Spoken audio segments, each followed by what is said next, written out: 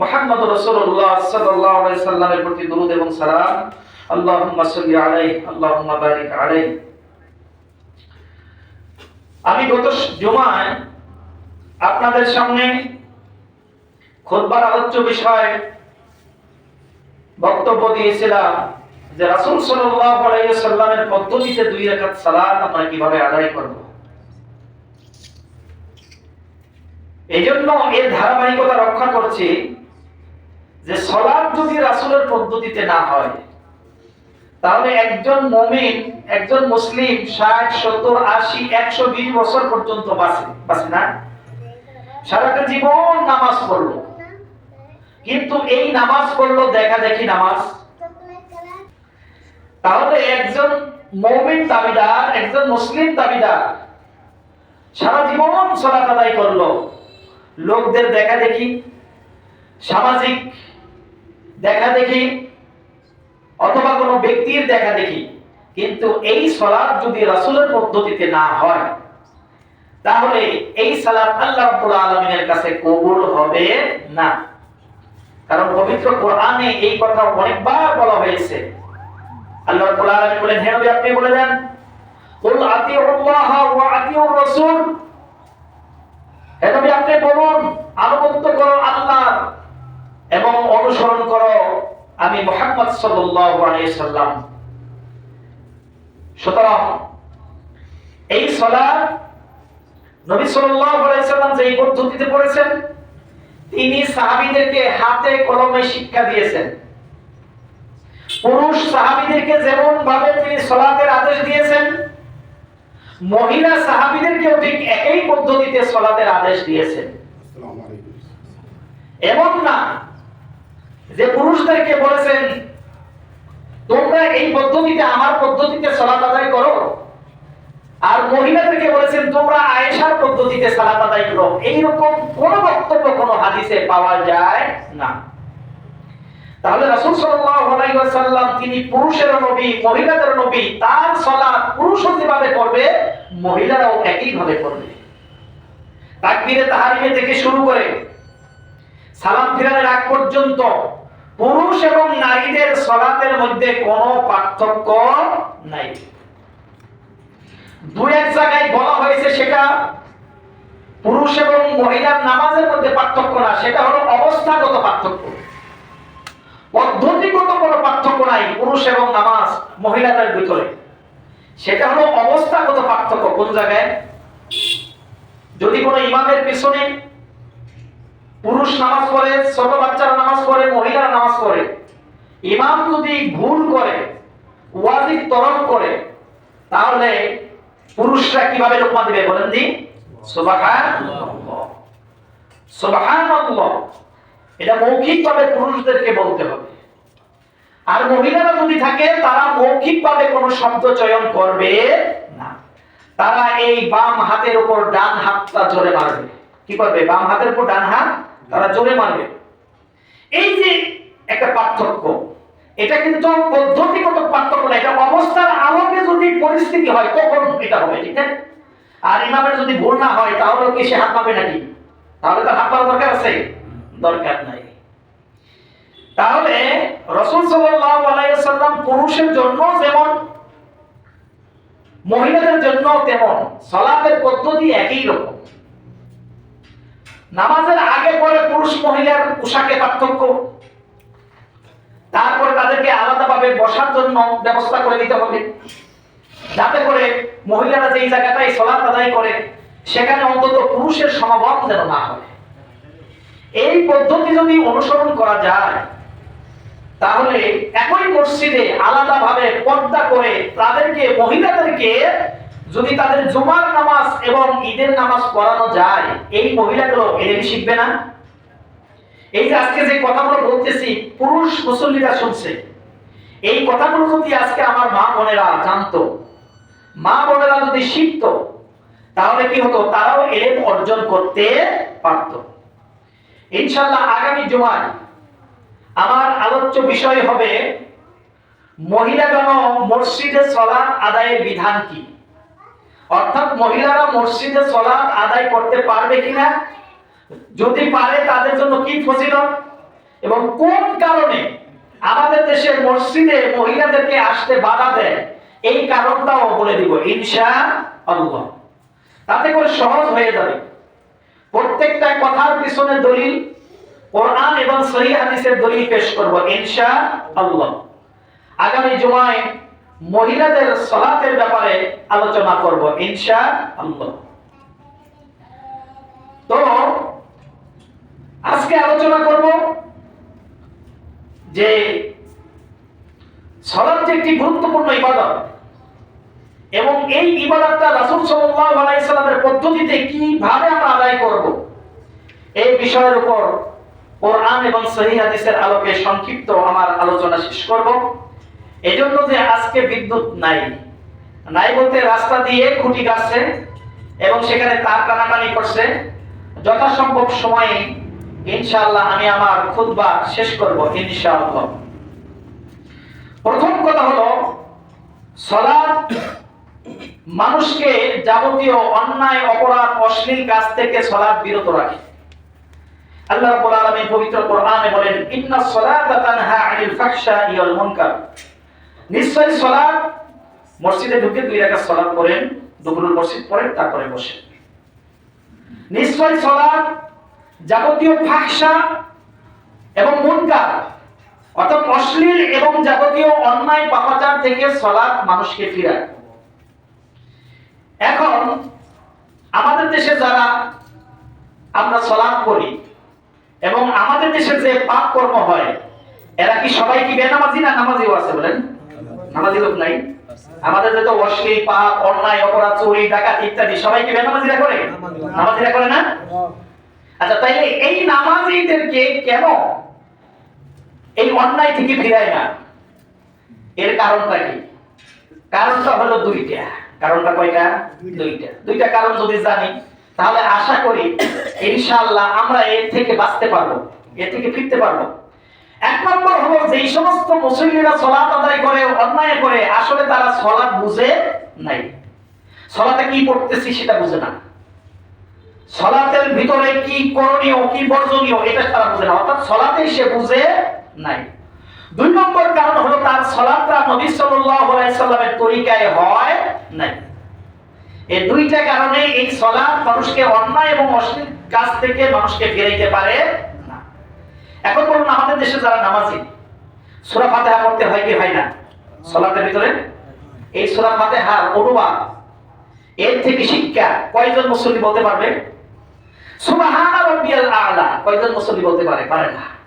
কিন্তু তো তার সারা জীবন নামাজ পড়লো রব্বানা লাকাল হামদ হামদান কাসীরান তাইয়িবান মুবারাকান ফি, এখানে কি কথা বলছি অনেকেই বলতে পারে না। সুবহানা রাব্বিয়াল আযীমের অর্থ কি জানি না, আত্তাহিয়াতুর পুরাটার অর্থ কি জানি না, দোয়াই মাসুরের অর্থ কি জানি না, অন্যান্য সূরা কিরা দোয়া ইত্যাদি নামাজের মধ্যে আছে না, এইগুলোর অর্থ কি, এইগুলোর ব্যাখ্যা কি, এর থেকে কি শিক্ষা কি, এইগুলো জানি না বিদায় শুধুমাত্র সামাজিক সবাই পড়ে আমিও পড়ি। এই নামাজ আল্লাহর জন্য হয় না, এই নামাজ হয় সামাজিক নামাজ। এই নামাজ কি নামাজ?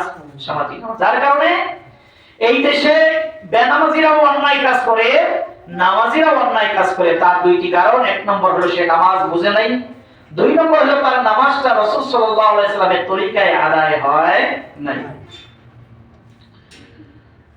গত সপ্তাহে বলেছিলাম ওয়াক্ত অনুযায়ী সালাত আদায় করা ফরজ। সালাত 5 ওয়াক্ত সালাত আদায় করা কি ফরজ না? এই 5 ওয়াক্ত সালাত ওয়াক্তর মধ্যে পড়াও কি ফরজ। আল্লাহ রাব্বুল আলামিন সেই কথাই বলেছেন ইন্নাস সালাতা কানাত আলাল মুমিনিনা কিতাবান মাওকুতা। নিশ্চয় সালাত মুমিনদের উপরে যথাসময়ে ওয়াক্তের মধ্যে আদায় করাও বাধ্যতামূলক, তার জন্য ফরজ, আল্লাহ তার জন্য বাধ্যতামূলক করে দিয়েছেন। এই সালাতের মধ্যে একটি গুরুত্বপূর্ণ রুকুন হলো ফরজ একটি কাজ হলো রুকু করা, সিজদা করা। আছে না সালাতে? রুকু সিজদা আছে না? রুকু সিজদা আছে। তার মধ্যে একটি ফরজ কাজ হলো রুকু করা। প্রথমে তো ছিল তাকবীরে তাহরিমা বাঁধা, এরপরে রুকু করা। রুকু করা এটা আল্লাহ রাব্বুল আলামিনের কাছে প্রথম দ্বিতীয় সারেন্ডার। আমরা যখন তাকবীরে তাহরিমা বলে এই হাত উত্তোলন করি, এটা প্রথম আমরা আল্লাহ রাব্বুল আলামিনের কাছে সারেন্ডার করলাম, তার কাছে আত্মসমর্পণ করলাম। 2 নম্বর আত্মসমর্পণ হলো যখন তার সামনে মাথাটাকে ঝোঁকালাম, পিঠটা এমন ভাবে সোজা হতে হবে যে আপনার পিঠের উপরে যদি একটি পানি ভর্তি করা প্লেট বা গ্লাস রাখা হয়, আপনার গ্লাসটা নড়াচড়া করবে না, পিঠ থেকে পানিটা পড়ে যাবে না। অনেকে রুকু করতে গিয়ে হয় সোজা হয় না বেশি কাট হয়, আছে না এরকম? সমান হতে হবে। কেমন হতে হবে? সমান হতে হবে। এটা আপনাকে খেয়াল রাখতে হবে যে আমার পিঠটা রুকু করতে গিয়ে সমান হলো কিনা, এবং দুই হাত দিয়ে খুব খামচিয়ে ধরতে হবে যেন আপনাকে পিছন থেকে ধাক্কা দিয়ে যেন সহজে আপনি পড়ে না যান। এইভাবে রুকুটা কি করতে হবে? সোজা রাখতে হবে। ঠিক রুকুর মধ্যে যে দোয়াগুলো আছে এই দোয়াগুলোর অর্থ জানতে হবে। সুবহানা রাব্বিয়াল আযীম, সুবহান আল্লাহ রাব্বুল আলামিনের পবিত্রতা ঘোষণা করা। সুবহানা, কতই না পবিত্র সে আল্লাহ যিনি অনেক মহান। এই কথাগুলো আপনি বলছেন রুকুর ভিতরে, সুবহানা রাব্বিয়াল আযীম। রাসূলুল্লাহ সাল্লাল্লাহু আলাইহি সাল্লাম তার জীবনের শেষের দিকে এই রুকুর ভিতরে আরেকটি বাড়তি দোয়া করতেন, ওটা আমরা জানি না। আমরা তো জানি শুধু সুবহান রাব্বিয়াল আযীম, এটা 3 বার করতে হয়, 5, 7 ইত্যাদি। রাসূলুল্লাহ সাল্লাল্লাহু আলাইহি সাল্লামের কাছে যখন সূরা নাসর নাযিল হয়, ইযা জাআ নাসরুল্লাহি ওয়াল ফাতহু, সর্বশেষ পূর্ণাঙ্গ সূরা হলো এই সূরা, এটা মদিনায় নাযিল হয়। তখন থেকে আল্লাহর নবী রুকু এবং সিজদায় একটি বাড়তি দোয়া করতেন। এই দোয়াটা শিখে রাখবেন। সুবহান রাব্বিয়াল আযীম তো বলতেনই, সুবহানাকাল্লাহুম্মা ওয়া বিহামদিকা আল্লাহুম্মা গফিরলি, এই দোয়াটা করতেন। এই দোয়াটা মুখস্থ আছে? না হলে মুখস্থ করে নিতে হবে। সুবহানাকাল্লাহুম্মা ওয়া বিহামদিকা, হে আল্লাহ আপনি অত্যন্ত পবিত্র এবং সমস্ত প্রশংসা আপনার জন্যই। আল্লাহুম্মা গফিরলি, হে আল্লাহ আপনি আমাকে ক্ষমা করে দেন। রুকুর মধ্যেও আল্লাহ আমরা কি করছি? আল্লাহ রাব্বুল আলামিনের কাছে ক্ষমা চাচ্ছি, রুকুর মধ্যে ক্ষমা চাচ্ছি, রুকুর মধ্যে দোয়া হয়ে যাচ্ছে। কিন্তু এর অর্থ তো জানি না যে আমি যে আল্লাহর কাছে ক্ষমা চাইতেছি, এর অর্থ জানি না।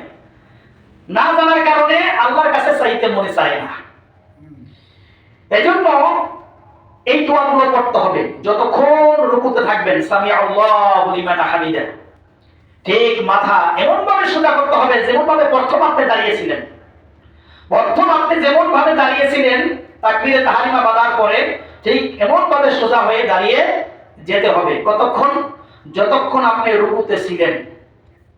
এইজন্য ইমাম মুসলিম রাহমাতুল্লাহ আলাইহি একটা বাব আনেছেন এই রুকু এবং সিজদা, এই হাদিসগুলো বর্ণনা করতেছেন যে উনি এই কথা বলতে গিয়ে বলেছেন সাওয়া মিনাল করিব। এই যে রুকুগুলো হলো, রুকু করা, রুকু থেকে দাঁড়ানো, আবার সিজদা যাওয়া, এই যে আপনার রুকুগুলো চেঞ্জ হচ্ছে, এইগুলো সমান সমান হতো। সাওয়া মিনাল করিব, কাছাকাছি হতো, সমান সমান হতো। তার মানে হলো যতক্ষণ আমি রুকুতে থাকলাম ততক্ষণ কি করতে হবে? সোজা হয়ে দাঁড়িয়ে থাকতে হবে। এখন দাঁড়াইয়া কি মুখ বুজে থাকবো না কিছু আছে? আছে না? কি আছে বলেন তো? রব্বানা লাকাল হামদ হামদান কাসীরান তাইয়িবান মুবারাকান ফি, এটাই জানি। কিন্তু এছাড়া আরো দোয়া করছেন আল্লাহ রাসূল, তামলাউস সামাই তামলাউল আরদ, এটা তো সময় জানা। হ্যাঁ, এটা তো সময় জানা। আসমান এবং জমিনের মধ্যবর্তী যা আছে, হে আল্লাহ সকল প্রশংসা আপনার জন্য।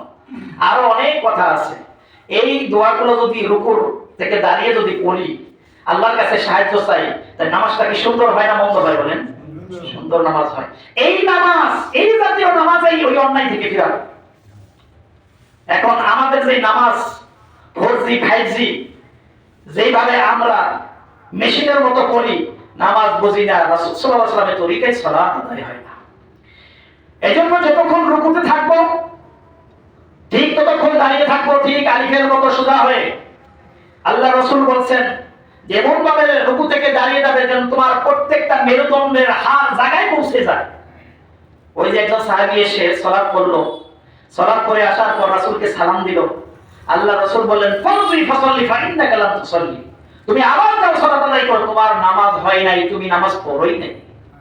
ওই লোকটা 3 বার গেল, লাস্টে এসে বলল ইয়া রাসূলুল্লাহ এর চাইতে ভালো সালাত আমি করতে পারি না, আমাকে শিখিয়ে দিন। তখন আল্লাহ রাসূল বলল যে তুমি যখন রুকুতে যাবে এইভাবে যাবে, যখন রুকু থেকে দাঁড়াবে তোমার প্রত্যেকটা মেরুদণ্ডের হাড় জায়গায় চলে আসবে এবং তুমি এই দোয়াগুলো পড়বে। সামি আল্লাহু লিমান হামিদা, এর অর্থ হলো যে আল্লাহর প্রশংসা করে আল্লাহ তার প্রশংসা শুনতে পান। আমরা আল্লাহর প্রশংসা করি না? খাওয়ার পরে প্রশংসা করে কি করি না? আলহামদুলিল্লাহ বলি কি বলি না? ভালো একটা সংবাদ শুনলে আলহামদুলিল্লাহ বলি কি বলি না, মাশাআল্লাহ বলি কি বলি না?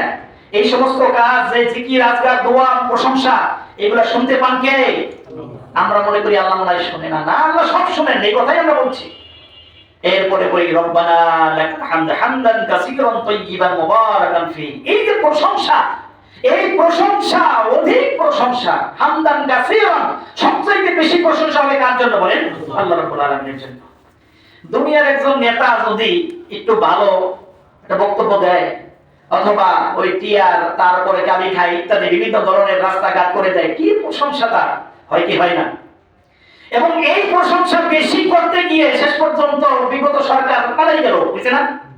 একটা সংবাদ সম্মেলনে আমাদের সাবেক প্রধানমন্ত্রী বসেছিল, সামনে যারা সাংবাদিক ছিল, এমন তেল মারছে প্রশংসা করতে গিয়ে, বেশি প্রশংসা করতে গিয়ে শেষ পর্যন্ত এই দেশ থেকে পালাই দিতে হইল। এই প্রশংসা মূল্য আছে কি বলেন? প্রশংসা বেশি হবে কার? আল্লাহ সুবহানাহু। যত পারেন প্রশংসা করেন আল্লাহর জন্য, আল্লাহ নারাজ হয় না। কিন্তু দুনিয়ার মানুষ যদি তেল একটু বেশি মারেন, প্রশংসা বেশি করেন, হিতে বিপরীত হইতে পারে কি পারে না? তার নমুনা আমরা দেখছি না? এই জন্য মানুষের প্রশংসা তো করা যাবে না। বরং কোন মানুষের সামনে তার প্রশংসা করে আল্লাহর নবী বলেছেন তার মুখে বাণী নিক্ষেপ করো। এই জন্য সামনাসামনি বেশি প্রশংসা না, তার আগে চলে করেন। এই জন্য একটা মূল নীতি আছে, কারো গীবত করবেন সামনে, অর্থাৎ কারো ভুল ধরাই দিবেন তার সামনে, আর তার ভালো বয়ান করবেন, প্রশংসা করবেন তার পিছনে। তার সামনে প্রশংসা তো করা যাবে না। এই জন্য ভাইরা আমার, হামদান কাসীরান তাইয়িবান মুবারাকান ফি, এই যে দোয়াটা, এই যে তাসবিহটা, এই তাসবিহটা একজন সাহাবী পিছন দিক থেকে যখন আল্লাহ রাসূল সাল্লাল্লাহু আলাইহি ওয়া সাল্লাম হামিদা পড়ছেন, পড়ে ফেলেছেন। হাদিসটি বুখারী মুসলিমে রয়েছে। উনি জোরে পড়ছেন, তো জোরে পড়লে আল্লাহ রাসূলের কানে শুনছে না? শুনছে। নামাজ শেষ, আল্লাহ রাসূল ওই সাহাবীকে ডাকছেন, আসো। ওই সাহাবী ভয়ে অস্থির, সামনে এসে বলল, তুমি কি এই দোয়াটা পড়ছো? বললো, ইয়া রাসূলুল্লাহ পড়ছি। মিথ্যা কথা বলার কোনো সুযোগ নাই, রাসূলের কাছে কি মিথ্যা কথা বলা যাবে? না। বললো, ইয়া রাসূলুল্লাহ বলছি। বললো, তোমার ভয়ের কোনো কারণ নাই, তুমি নবী না আমি নবী, আমি যা দেখি তুমি তা দেখো না। আমি দেখলাম 30 জনেরও বেশি ফেরেশতা তোমার এই দোয়া নিয়ে কারাকারি করছে, প্রতিযোগিতা করছে, কে কার আগে আল্লাহ রাব্বুল আলামিনের কাছে তোমার দোয়াটা পৌঁছাবে। সুবহানাল্লাহ। এখন আপনি আমাকে বলেন, এই যে ফজিলতের কথাটা বললাম, যে রব্বানা লাকাল হামদ হামদান কাসীরান তাইয়িবান, এই দোয়াটা যদি আল্লাহর রাসূল একজন সাহাবীর ব্যাপারে মন্তব্য করেন, ওই দোয়াটা আমাদের পড়া লাগবে কি লাগবে না বলেন? কিন্তু কি দেখি আমাদের দেশে সাধারণ মুসল্লি যারা, তাদের তো দেখি বহু মসজিদের ইমাম সাহেবরা এতটুকু দোয়া পর্যন্ত সময় দেয় না, এতটুকু সময় দেয় না। তাহলে কি নামাজ হলো? এই নামাজ দিয়ে তো সমাজ পরিবর্তন হবে না, এই নামাজ দিয়ে তো রাষ্ট্র পরিবর্তন হবে না, এই নামাজ দিয়ে ব্যক্তি কদরের কথা তার নিজের পরিবারকেই পরিবর্তন করতে পারবে না। তাহলে যেই নামাজ রাসূলের তরিকায় হলো না, ওই নামাজ আল্লাহ রাব্বুল আলামিন কিভাবে কবুল করতে পারেন? এইজন্য সামি আল্লাহু লিমান হামিদা, রব্বানা লাকাল হামদ অথবা রব্বানা ওয়া লাকাল হামদ হামদান কাসীরান তাইয়িবান মুবারাকান ফি, এটা মুখস্থ করে ওই পরিমাণ দাঁড়িয়ে থাকতে হবে, তারপরে সিজদায় যেতে হবে। আল্লাহ রাব্বুল আলামিন আমাদেরকে এই পদ্ধতিতে সালাত আদায় করার তৌফিক দান করুন, আমিন। এই যে রুকুতে যাওয়া, রুকু থেকে দাঁড়ানো, সোজা হয়ে দাঁড়ানো, এটাকে বলা হয় রুকুন বলা হয়, তাদিলে আরকান বলা হয়। তাদিল মানে বরাবর করা, সমান করা, অর্থাৎ এইটা যতটুকু এটাও ততটুকু, রুকু যতটুকু দাঁড়িয়ে থাকতেন ততটুকু, এটাকে তাদিলে আরকান বলে। সকল মাযহাব মতে তাদিলে আরকান যদি কারো নষ্ট হয়ে যায়, তাহলে তার ওয়াজিব নষ্ট হয়ে গেল, আর ওয়াজিব নষ্ট হয়ে গেলে সে যদি সহজতা না করে তার নামাজ বাতিল। এই দৃষ্টিভঙ্গিতে বাংলাদেশে বহু মুসল্লি, ইমাম, মুয়াজ্জিন সহ অনেকের নামাজ দেখি এই দৃষ্টিভঙ্গিতে বাতিল হয় কি হয় না? বাতিল হয়ে যায়, তাদিলে আরকান নাই। আমি কিন্তু না জেনে নামাজ কারো পিছনে না পড়ে পড়ছি না, আমি বহু ইমামের পিছনে নামাজ পড়ে কিন্তু কথা বলছি, প্র্যাকটিক্যাল বলছি, আপনারা কি করবেন? এই জন্য ভাইয়েরা, অন্তত আপনার আমার ফরজ নামাজ যদি কারো পিছনে পড়েও থাকি, অন্তত সুন্নাত নফল নামাজগুলোর ক্ষেত্রে তাড়াহুড়া করবেন না। ট্রেন ছেড়ে দিছে দেখ, গাড়ি ছেড়ে দিছে দেখ, ওইদিকে পরিবারে কি হয়েছে হোক, ব্যবসা বাণিজ্য নষ্ট হয়ে গেছে যাক, কিন্তু অন্তত আপনি যেই সালাতটা করেন 2 রাকাত সালাত, মনোযোগ দিয়ে পড়তে হবে। এই সালাত আপনার পরিবার ঠিক করবে, আপনার সমাজ ঠিক করবে, আপনার রাষ্ট্র ঠিক করবে। কিন্তু এই মানের সালাতকে আমরা দেখতে পাই না। আমাদের দেশে রাজনীতিবিদরা, বিভিন্ন ধরনের রাজনীতিবিদরা আছে, যারা দুনিয়াবী রাজনীতি করে, তারা তাদের প্রোগ্রাম দেয় আসর সালাতের আগে, দেয় কি দেয় না? আসরের নামাজের আগে তাদের প্রোগ্রাম শুরু হয়। এইদিকে আসর গেল, মাগরিব গেল, যায় কি যায় না? চলে যায়। আর যারা ধর্মীয় রাজনীতি করে তারা আলহামদুলিল্লাহ অন্তত আসরের নামাজের পরে প্রোগ্রাম তাদের, অথবা কোনো নামাজ শেষ করে প্রোগ্রাম তাদের। কিন্তু তাদের ভিতরে বহু মুসল্লি আছে এই প্রোগ্রাম ধরার জন্য নামাজ কত তাড়াতাড়ি করবে। প্রোগ্রাম ফরজ না নামাজ ফরজ? বলেন নামাজ ফরজ। নামাজ ঠিকভাবে আদায় করে তারপরে প্রোগ্রাম দাও। প্রোগ্রাম হইলে হোক না হইলে না হোক, প্রোগ্রাম শর্ত নয়, নামাজ শর্ত। ধর্মীয় যারা রাজনীতি করে তাদের উদ্দেশ্য আমার একই বক্তব্য, আপনার প্রোগ্রাম দেন, ইসলামী রাজনীতি করেন, সমাজনীতি করেন, সব জায়েজ। সুতরাং নামাজটা সুন্দরভাবে আদায় করে তারপরে আপনার প্রোগ্রামটা দেন। আর দুনিয়ার যারা রাজনীতি করে তাদের ব্যাপারে তো তাদের তো মনে করেন যে নামাজেই নাই। এমনকি এই দুনিয়ার রাজনীতির মধ্যে অনেক বয়স্ক মানুষ যায় না, দাড়িয়ালা, পাকা দাড়িয়ালা, টুপিওয়ালা, এমনকি পাগড়িওয়ালা লোক যায়, তাদের নামাজও কিন্তু ফৌত হয়ে যায়। তাহলে আপনি কোন রাজনীতির পিছনে দৌড়াইতেছেন? কি রাজনীতির পিছনে দৌড়াইতেছেন? যে রাজনীতির পিছনে দৌড়াইতে যে আপনার আসর গেল, মাগরিব গেল, এই রাজনীতি আপনাকে জাহান্নামে নিয়ে যাবে। সাবধান, সাবধান করছি। সুতরাং এই রাজনীতির পিছনে দৌড়িয়ে কোনো লাভ নাই। ওই দৌড়ান পর্যন্তই শেষ, এই পর্যন্তই শেষ। দুনিয়াও লাভ নাই, আখিরাতেও লাভ নাই। আল্লাহ রাব্বুল আলামিন আমাদেরকে বোঝার তৌফিক দান করুন, সবাই বলুন আমিন। এরপরে গেল তাহলিলে আরকান। তাহলিলে আরকান করতে গিয়ে আমরা রুকুতে যাওয়ার সময় এখানে রাসূল সাল্লাল্লাহু আলাইহি ওয়াসাল্লাম একটি আমল করেছেন সারা জীবন। সেটা হলো রুকুতে যাওয়ার সময় আল্লাহ রাসূল এই দুই হাত উত্তোলন করেছেন।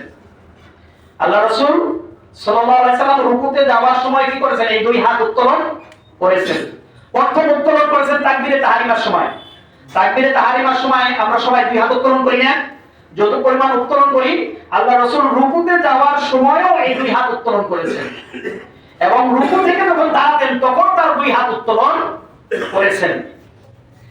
এবং রাসূল সাল্লাল্লাহু আলাইহি ওয়াসাল্লামের যে চারজন খলিফা, আবু বকর রাদিয়াল্লাহু তাআলা আনহু, ওমর রাদিয়াল্লাহু তাআলা আনহু, উসমান রাদিয়াল্লাহু তাআলা আনহু, আলী রাদিয়াল্লাহু তাআলা আনহু সহ পরবর্তী যত আমির ওমারা সকলেরই এই আমল ছিল যে তারা রুকুতে যাওয়ার সময়, রুকু থেকে ওঠার সময় দুই হাত উত্তোলন করা। এটাকে আরবিতে বলা হয় রফউল ইয়াদাইন। এটাকে কি বলে আরবিতে? রফউল ইয়াদাইন বলে। এবং এই ব্যাপারে প্রায় 25 জন সাহাবী থেকে 50 জন রাবী থেকে হাদিস বর্ণনা রয়েছে। মোট হাদিস সংখ্যা 400। কয়শো? 400। এজন্য সহিহুল বুখারীর নাম শুনছেন না? তিনি তো ইমাম বুখারী তার কিতাব রচনা করেছেন সহিহ হাদিস দিয়ে, সহিহুল বুখারী। কিন্তু উনি স্পেশাল একটা গ্রন্থ লিখেছেন জুজুল রফউল ইয়াদাইন। এই গ্রন্থটার নাম কি? জুজুল রফউল ইয়াদাইন, অর্থাৎ রফউল ইয়াদাইনের ভান্ডার। রফউল ইয়াদাইন করার ব্যাপারে উনি অনেকগুলো হাদিস এনেছেন। তার একটা আলাদা হাদিসের গ্রন্থই লিখেছেন জুজুল রফউল ইয়াদাইন, ইমাম বুখারী রাহমাতুল্লাহ আলাইহি। তাহলে এই যে আমরা রুকুতে যাওয়ার সময়ও হাতটা তুলি এবং রুকু থেকে ওঠার পর হাতটা তুলি, এর কোন ফজিলত আছে কি নাই বলেন? এর ফজিলত আছে। কেউ যদি না তুলে তার কি নামাজ নষ্ট হবে? নামাজ নষ্ট হবে না। কিন্তু এই রফউল ইয়াদাইন এগুলো হলো নামাজের সৌন্দর্য, এগুলো কি নামাজের সৌন্দর্য। এই যে বললাম প্রায় 400 হাদিস আছে এবং 50 জন রাবী থেকে এই হাদিসগুলো বর্ণিত। তার মধ্যে সবচাইতে বেশি রাবীরা যে যার হাদিসটাকে ধরছেন তিনি হলেন আব্দুল্লাহ ইবনে ওমর রাদিয়াল্লাহু তাআলা আনহু। এটা বুখারী, মুসলিম, আবু দাউদ, তিরমিজি, ইবনে মাজাহ সব গ্রন্থে রয়েছে। আন্না রাসূলুল্লাহ সাল্লাল্লাহু আলাইহি ওয়াসাল্লাম তিনি বলেন যে রাসূলুল্লাহ সাল্লাল্লাহু আলাইহি ওয়াসাল্লাম কানা ইয়ারফাউ ইয়াদাইহি হাযরা মানকিবাইহি ইযা ইফতাতাহা আস-সালাহ। আব্দুল্লাহ ইবনে ওমর রাদিয়াল্লাহু তাআলা আনহু বলেন যে রাসূল সাল্লাল্লাহু আলাইহি ওয়াসাল্লাম তিনি যখন নামাজ শুরু করতেন, তাকবীরে তাহরিমা বাঁধতেন, তখন তার হাত হাযরা মানকিবাইহি, মানকিবাইহি হলো এই যে কাঁধ, এটা কি বলে? কাঁধ বরাবর, এই কাঁধ বরাবর তুলতেন। তার হাত কোন বরাবর তুলতেন? কাঁধ বরাবর তুলতেন। তবে অন্য সহিহ হাদিসে কাঁধ বরাবর আছে। কোন বরাবর আছে? হাযরা হাত্তা মুজনাইনি আছে, ওখানে কান বরাবর আছে। কান ধরতে নিষেধ আছে, কান ধরা যাবে না। কিন্তু অনেকে কিন্তু কান আবার এমনি ধরে, ধরে কি ধরে না? কান ধরা যাবে না, কান বরাবর উঠাইতে বলছেন, কান ধরতে ধরা যাবে না। তাহলে আল্লাহ রাসূল যখন নামাজে দাঁড়াতেন, যারা নতুন আসছেন 2 রাকাত সালাত করেন বসেন, তখন তিনি হাত দুইটো কি করতেন? এই কাঁধ বরাবর তুলতেন। ওয়াইজা কাব্বারা লিরুকুই ওয়াইজা রাফা রাসাহু মিনার রুকুই, এমনকি তিনি যখন রুকু যেতেন তখন তার হাত দুইটা কোথায় উঠতো? এই কাঁধ বরাবর উঠতো। এবং তিনি যখন রুকু থেকে মাথা তুলতেন তখন তার হাত কি করতেন? এই কাঁধ বরাবর তুলতেন। ওয়াফি রিওয়ায়াতিন আনহু, এই একই রাবি থেকে অন্য রিওয়ায়াতে আছে ওয়াইজা কামা মিনার রাকাতাইনি রাফা ইয়াদাইহি, যে রাসূল সাল্লাল্লাহু আলাইহি ওয়াসাল্লাম যখন 4 রাকাত নামাজে 2 রাকাত থেকে দাঁড়াইতেন তখন তার আবার হাত দুইটা তুলতেন। এই যে হাদিসটি পড়লাম, এই হাদিসটা সকল গ্রন্থে আছে এবং সহিহ সনদে হাদিসের সংখ্যা অসংখ্য, রাবীদের সংখ্যা অসংখ্য। এজন্য এই আমলটি হলো সুন্নতি আমল। এই আমলটি কি আমল? সুন্নতি আমল। একটা সুন্নত যদি রাসূলের থেকে পাই, তা সেটা যদি আদায় করি লাভ হবে না লস হবে? বলেন লাভ হবে না? হয়তো আমার জানা ছিল না, হয়তো আমি জানি না, অথবা জানলেও আমলের মধ্যে নাই, কিন্তু আজকে যদি জেনে যাই, আজকে যদি আমি জানতে পারি যে এটা তো রাসূল থেকে প্রমাণিত এবং সকল হাদিসে গ্রন্থ রয়েছে, আল্লাহ রাসূল করেছেন, তার সাহাবারা করেছেন, 4 খলিফা সহ করেছেন, আজও মক্কা মদিনায় ইমাম সাহেবরা করে কি করে না? বলেন করে। মক্কা মদিনায় তারা এই আমল চালু আছে, এখনো জারি আছে। তাহলে এই আমলটা যদি করি একটা সুন্নতের উপর আমল হলো। আর একটা সুন্নত, যেই সুন্নতটা মৃত ছিল, এইরকম একটা সুন্নতকে যদি জীবন্ত দান করা যায়, মান আহইয়া বিসুন্নতি, আল্লাহ নবী বলেছেন যে ব্যক্তি একটা সুন্নতকে জীবন দিল, ইন্না ফাসাদি উম্মতি, যখন আমার উম্মতের মধ্যে ফিতনা ফাসাদ মানে কি? বেদাত শিরক ইত্যাদি, ঠিক না? ফিতনা ফাসাদ মানে কি? বেদাত শিরক ইত্যাদি হয়ে উঠবে।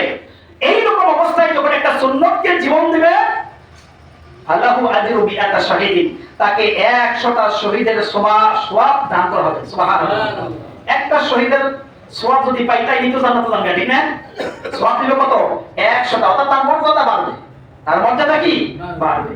এই যে একটা সুন্নাত হাদিস থেকে জানতে পারলাম, তাহলে এর উপর আমরা আমল করতে পারি না? পারি ইনশাআল্লাহ। এই হাদিসটা ইমাম বাইহাকি এই হাদিসের মন্তব্য করেছেন। এই হাদিসটা ইমাম বাইহাকি আনছেন, ইমাম বুখারী মুসলিম তো আনছেনই। তিনি বলেছেন ফামাজালাত তিলকা সালাতুহু হাত্তা লাকিয়াল্লাহু তাআলা। ইমাম বাইহাকি হাদিস এনে তিনি বলেছেন যে এই যে আমলটা সালাতের ভিতরে রফুল ইয়াদাই করা, রুকুতে যাওয়ার আগে, রুকু থেকে ওঠার আগে, তাকবীরে তাহরিমার সময় বা 2 রাকাত পরে ওঠা, এই যে আমল ফামাজালাত তিলকা সালাতুহু, রাসূল সাল্লাল্লাহু আলাইহি ওয়াসাল্লামের এই সালাতটা কন্টিনিউয়াস, জালাত কন্টিনিউ, অনবরত ছিল কোন পর্যন্ত? হাত্তা লাকিয়াল্লাহু তাআলা, যতদিন না পর্যন্ত আল্লাহ রাব্বুল আলামিনের ডাকে আল্লাহ নবী সাড়া দিয়েছেন। আল্লাহর ডাকে সাড়া দেওয়া মানে কি? দুনিয়া থেকে বিদায় নেওয়া, ঠিক না? আল্লাহর সাথে সাক্ষাৎ করা মানে হলো দুনিয়া যে সিস্টেমেটিক, এটা পরিসমাপ্ত, এরপর আখিরাতের জীবন আমার শুরু। আখিরাতেও জীবন আছে না নাই? বলেন আখিরাতে জীবন আছে না? মানুষ মারা যায় দুনিয়ার সিস্টেমে, কিন্তু আখিরাতে তো জীবন আছে, আছে না? এই জন্য আমাদের দেশে হায়াতুন নবী না মৃত্যু নবী, এটা নিয়ে দ্বন্দ্ব আছে না নাই? বলেন দ্বন্দ্ব আছে না? একদম ভাই হায়াতুন নবী, আর আল্লাহ রাসূল মারা গেছেন কোন সিস্টেমে? দুনিয়া সিস্টেমে। আর কবরের যে জগৎ, আখিরাতের জগতে তিনি জীবিত, ঠিক না? তো সুতরাং এখানে দ্বন্দ্ব নাই, এটা নিয়ে দ্বন্দ্ব করার কোনো সুযোগ নাই। এই বিষয়ের উপরে অন্য একদিন আলোচনা করব ইনশাআল্লাহ। আচ্ছা, আমরা যে এই যে সুন্নতটা আমল করি, রুকুতে যাওয়ার আগে, রুকুতে ওঠার পূর্বে, এই ব্যাপারে ইমাম বুখারীর উস্তাদ আলী ইবনে মাদিনী এই হাদিসের ব্যাপারে বলেছেন হুজ্জাতুন আলাল খালক, পৃথিবীতে দলিল হিসেবে, সৃষ্টি জগতের মধ্যে দলিল হিসেবে যত হুজ্জত আছে, দলিল আছে, তার মধ্যে শ্রেষ্ঠ দলিল হলো এটা। এটা কে বলেছেন? ইমাম বুখারীর উস্তাদ আলী ইবনে মাদিনী। তিনি বলেছেন এটা একটি মজবুত দলিল, একটি শক্তিশালী দলিল। শাহ ওলিউল্লাহ দেহলভী রাহমাতুল্লাহ আলাইহি তিনি কে ছিলেন জানেন? শাহ ওলিউল্লাহ ভারতবর্ষের সর্বপ্রথম যিনি বুখারীর দর্শ দেন, তার আগে ভারতবর্ষে কেউ বুখারীর দর্শ দিতে পারেন নাই।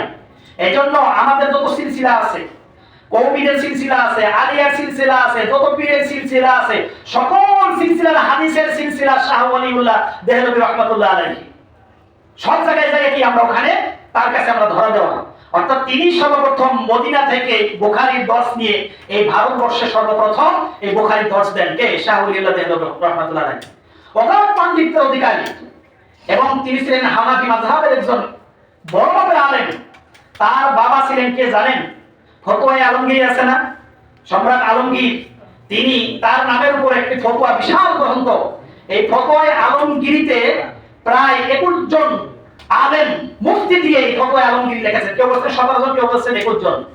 17 জন আলেম দিয়ে মুফতি দিয়ে যে ফতোয়া আলমগীর লেখাচ্ছেন, তার মধ্যে একজন বিশিষ্ট আলেম ছিলেন শাহ ওয়ালিউল্লাহ দেহলভী রহমাতুল্লাহ, তার বাবা ফতোয়া আলমগীর একজন লেখক ছিলেন, তার বাবা ছিলেন এই শাহ ওয়ালিউল্লাহ দেহলভী রহমাতুল্লাহ আলাইহি। এই হাদিস এনে উনি কি বলেছেন, ওয়াল্লাযী ইয়ারফাউ আহাব্বু ইলাইয়া মিম্মান লা ইয়ারফাউ, যে তিনি বলেছেন ওয়াল্লাযী, যেই ব্যক্তি ইয়ারফাউ, যেই ব্যক্তি রফুল ইয়াদাইন করে, অর্থাৎ তাকবীরে তাহরিমার সময়, রুকুতে যাওয়ার সময়, রুকু থেকে ওঠার সময়, 2 রাকাতের পরে এই সুন্নতি আমলটা করে, আহাব্বু ইলাইয়া মিম্মান লা ইয়ারফাউ, যে রফুল ইয়াদাইন করে না তার চাইতে আমি তাকে বেশি ভালোবাসি। তার চাইতে যে রফুল ইয়াদাইন করে না তার নামাজ নষ্ট হবে না, কিন্তু যে রফুল ইয়াদাইন করে না তার চাইতে বেশি ভালোবাসি কাকে, যে রফুল ইয়াদাইন করে। কে বলেছেন? শাহ ওয়ালিউল্লাহ দেহলভী রহমাতুল্লাহ আলাইহি। আছে হুজ্জাতুল্লাহ বালিগা, 2য় খণ্ড 10 নম্বর পৃষ্ঠা, 2য় খণ্ডের 10 নম্বর পৃষ্ঠা হুজ্জাতুল্লাহ বালিগা। এরপর উনি বলেন ফাইন্না হাদিসের রফি আকসার ওয়া আসবাত, এই কথাগুলো আছে ওইখানে আছে। ফাইন্না হাদিসের রফি, এই রফুল ইয়াদাইনের যত হাদিস আছে সকল হাদিস হলো কি আকসার, সবচেয়ে বেশি, সবচেয়ে বেশি হলো এই রফুল ইয়াদাইনের হাদিসগুলো, ওয়া আসবাত, এবং সবচেয়ে মজবুত। আসবাত মানে কি? মজবুত। তাহলে এইরকম একটি মজবুত আমল, এইরকম একটি মজবুত সুন্নাহ, এটা যদি জানি এখানে সিরাত চলবে একমাত্র কোরআন এবং আল্লাহ রাসূলের হাদিস, ঠিক কিনা বলেন? ঠিক। সুতরাং এর বাইরে কোনো কথা হবে না। সুতরাং এই যে আমরা রফুল ইয়াদাইন আমরা করি, এর ফজিলত কি? এটা করলে আমাদের কি উপকার রয়েছে? এর উপকার হলো আল্লাহ রাব্বুল আলামিনের কাছে আত্মসমর্পণ করার একটি উৎকৃষ্ট নিদর্শন। আমি এজন্য শুরুতেই বলেছিলাম আমরা সালাতের ভিতরে, নামাজে সবচেয়ে বেশি আত্মসমর্পণ করি 3 জায়গায়। 1 নম্বর হলো যখন আমরা তাকবীরে তাহরিমার সময় আমরা হাত কি করি, আমরা উঠাইয়ে বাঁধি, তখন আল্লাহর কাছে প্রথম আত্মসমর্পণ। এরপরে এই আত্মসমর্পণের পরে কোনো কথা চলবে? দুনিয়ার কোনো কথা চলবে? কোনো খাওয়া চলবে? কেউ সালাম দিলে উত্তর চলবে না। কেউ যদি সালাম দিয়েও দেয়, মৌখিকভাবে দিবেন না, দিবেন কিভাবে? সালাম কিন্তু নামাজের মধ্যে উত্তর দেওয়া যায়, যায় কি যায় না? এটা কিন্তু অনেকে যায় না। শুধু আপনার হাতটা এভাবে হালকা একটু ইশারা করবেন। কি করবেন? আপনার আঙ্গুলটা এভাবে হালকা একটু ইশারা করে দিলেন, এটাই আপনার সালাম। সালামের পরে আপনি ওয়ালাইকুম আসসালাম বলবেন। সালাম ফেরানোর পরে কি করবেন? ওয়ালাইকুম সালাম বলবেন। এইজন্য 2 নম্বর আত্মসমর্পণের নির্দেশনা হলো রুকুতে যাওয়া। তখন আপনি আল্লাহর কাছে আত্মসমর্পণ করে কি করেন? হাত দুইটা উঠাইলেন। 1971 সালে যখন মুক্তিযুদ্ধ চলছিল, তখন পাকিস্তান হানাদাররা তারা কি করছিল? দৌড়ান দিছে না বাঙালিগণ? তো দৌড়ান দেওয়ার পরে যারা নিরস্ত্র ছিল তারা তো অস্ত্র মারতে পারে নাই, তারা কি করছে? যারা দুর্বল ছিল এই ছিল কি করছে? হাত উঁচু করছে। এই উঁচু করা মানে কি জানেন? সারেন্ডার করা, যে আমার কাছে অস্ত্র নাই, আমার শরীর দুর্বল, হাঁটতে পারতেছি না, দৌড় দিতে পারতেছি না, বাবার পর মারলো, মারতে পারছে, রাখলেও রাখতে পারছে, সারেন্ডার করলাম, ঠিক না? তো এই যে হাত উত্তোলন করা, বারবার হাত উত্তোলন করা, এটা কার সামনে সারেন্ডার? আল্লাহ রাব্বুল আলামিনের সামনে সারেন্ডার করছে। তাই রফুল ইয়াদাইনের করা এটা আল্লাহর কাছে সারেন্ডার, তার কাছে আত্মসমর্পণ করা। নামাজের মধ্যে আল্লাহর কাছে আত্মসমর্পণের সাথে শ্রেষ্ঠ ইবাদত পৃথিবীতে আর হতে পারে না। এজন্য যারা হজ করতে গেছেন, উমরা করতে গেছেন, আপনার তাওয়াফ করছেন না চতুর্দিকে, কিন্তু রুকনুল ইয়ামিন যখন গেছেন তখন একটা দোয়া আছে, দোয়া আছে কি আছে না? এবং দোয়ার সময় হাতটা একটু উঁচু করতে হয়। আল্লাহ রাসূল করেছেন, এটা সুন্নাহ। রব্বানা আতিনা ফিদ দুনিয়া হাসানাতাও ওয়া ফিল আখিরাতি হাসানাতাও ওয়া কিনা আযাবান্নার। হাত উঁচু করবেন। অনেকে হাত উঁচু করে শোনা যায় বেশি বাড়াবাড়ি করলে, করে কি করে না? শোনা দেওয়ার কোনো বিধান নাই, ওখানে যে শুধু হাতটা উঁচু করবেন, এটা আছে। এই যে হাত উঁচু করা, এটা আল্লাহ রাব্বুল আলামিনের কাছে সারেন্ডারের একটি গুরুত্বপূর্ণ বিষয়। এই জন্য রুকুতে যাওয়ার সময়, রুকু থেকে ওঠার সময় এই যে হাত আমরা উত্তোলন করি, এটা আল্লাহর কাছে সারেন্ডার করে বুঝছি, হে আল্লাহ, এই দুনিয়ায় এবং আখিরাতে আল্লাহ তুমি ছাড়া আমাদের আর কোনো মালিক নাই, তুমি ছাড়া আমাদের ক্ষমাকারী আর কেউ নাই। তুমি আমাদেরকে দুনিয়ায় শাস্তিও দিতে পারো, আমাদেরকে শান্তিও দিতে পারো। হে আল্লাহ, একমাত্র তোমার সামনে আমি নিজেকে সঁপে দিলাম। সুবহানাল্লাহ। আব্দুল্লাহ ইবনে ওমর রাদিয়াল্লাহু তাআলা আনহু বলেন, ওই হাদিসটার ব্যাখ্যায় আব্দুল্লাহ ইবনে ওমর রাদিয়াল্লাহু তাআলা আনহু বলেন, রফুল ইয়াদাইনি মিন জিনাতিস সালাহ। এই যে রফুল ইয়াদাইন করা, তাকবীরে তাহরিমা বলা, রফুল ইয়াদাইন করা, অন্যান্য ক্ষেত্রে রফুল ইয়াদাইন করা, এটা হলো নামাজের সৌন্দর্য। নামাজের সৌন্দর্য। আমাদের দেশে আর একটা রফুল ইয়াদাইন করে, সেটা কোথায় বলেন তো? বেতের নামাজে করে কি করে না? যখন সূরা ফাতিহা পড়া, অন্য সূরা বেলায় তখন আবার হাত তুলে না? তুলে কি তোলে না? ঈদের নামাজে তুলে না, এই যে বারবার রফুল ইয়াদাইন করা, এটাকে আব্দুল্লাহ ইবনে ওমর রাদিয়াল্লাহু তাআলা আনহু বলেন রফুল ইয়াদাইনি মিন জিনাতিস সালাত, এটা হলো সালাতের সৌন্দর্য। কারণ প্রত্যেকটা জিনিসের সৌন্দর্য আছে কি আছে না? আমি তো শুধু টুপিটাও মাথায় দিতে পারতাম না, তাতে কি সালাত পড়া কি কোনো সমস্যা হইতো?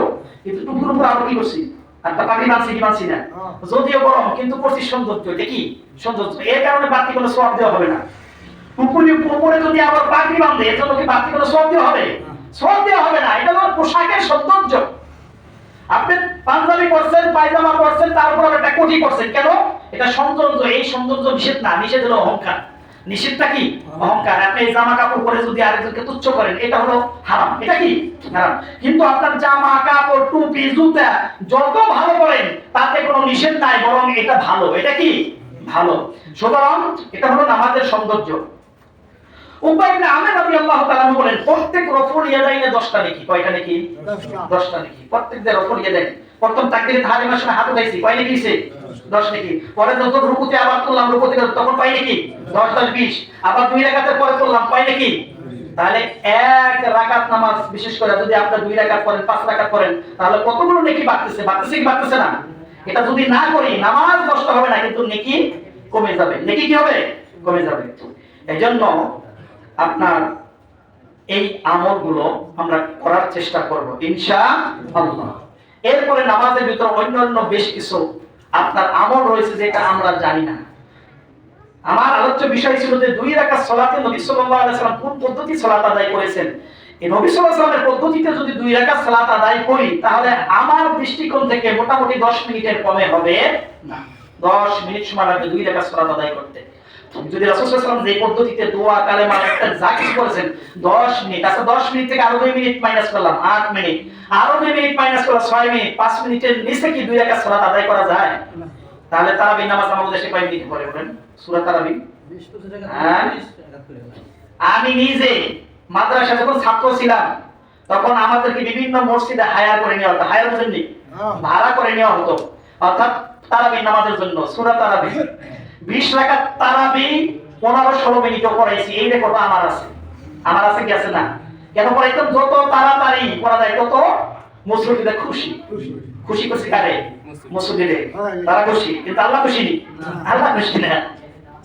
আপনার 20 রাকাত তারাবির 15-16 মিনিটও পড়ছি। আমার আশেপাশে সবাই বলি আরে 14 মিনিটে।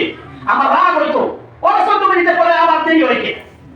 20 রাকাত তারাবি কি 20 মিনিটও কি সুন্দর তারাবি হলো? 20 রাকাত তারাবি যদি 30 মিনিটে পড়ি তাও কি সুন্দর তারাবি হলো? হলো না। সুতরাং এই তারাবির নামাজ অন্যান্য নামাজগুলো যেন রাসূলের পদ্ধতিতে হয়, আল্লাহ রাব্বুল আলামিন আমাদেরকে সেই তৌফিক দান করুন। আমিন।